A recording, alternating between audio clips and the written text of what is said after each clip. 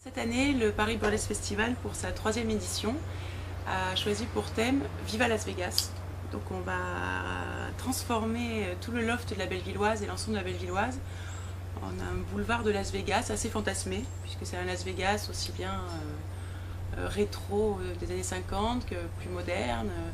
Donc c'est un fantasme de Las Vegas, qui est la ville des péchés, la ville où la morale n'existe pas.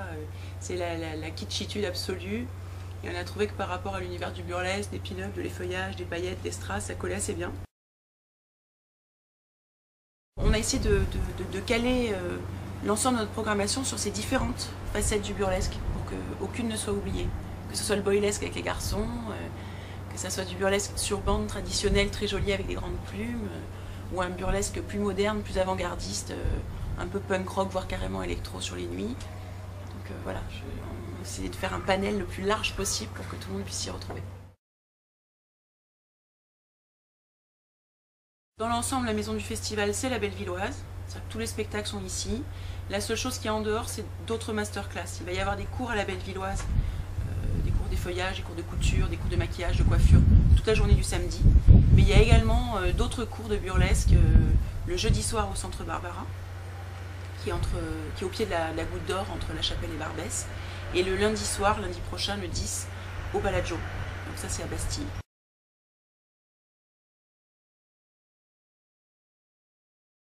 Je pense qu'on arrive un peu à l'apothéose du mouvement.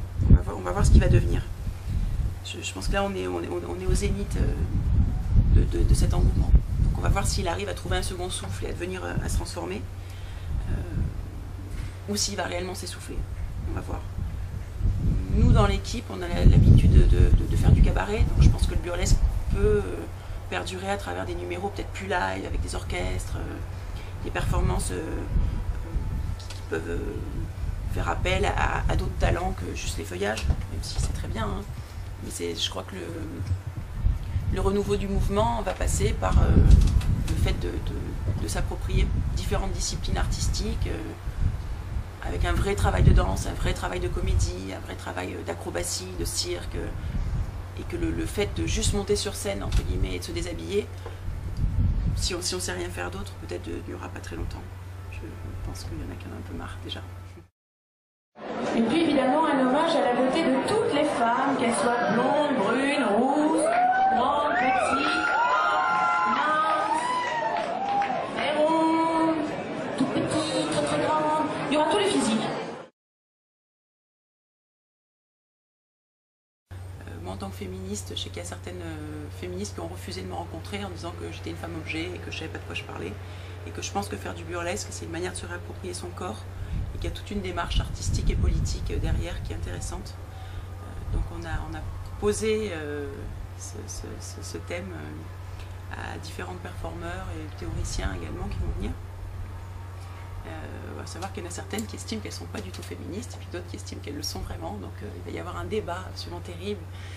Je pense que ce serait intéressant de les voir discuter entre elles. Je prône le fait qu'on peut très bien jouer avec les codes d'une féminité exacerbée, s'en amuser, se les réapproprier, et que c'est pas forcément pour plaire à un homme, c'est avant tout pour se faire plaisir à soi-même, pour divertir un public, pour peut-être amener un questionnement aussi auprès du public par rapport aux diktats de la mode, aux a priori qu'on a face à une femme qui joue la carte du glamour, que notre société va facilement invalider comme étant une fille facile ou une fille idiote. Je crois qu'on peut être sexy et avoir un cerveau quand même, je trouve que c'est pas incompatible.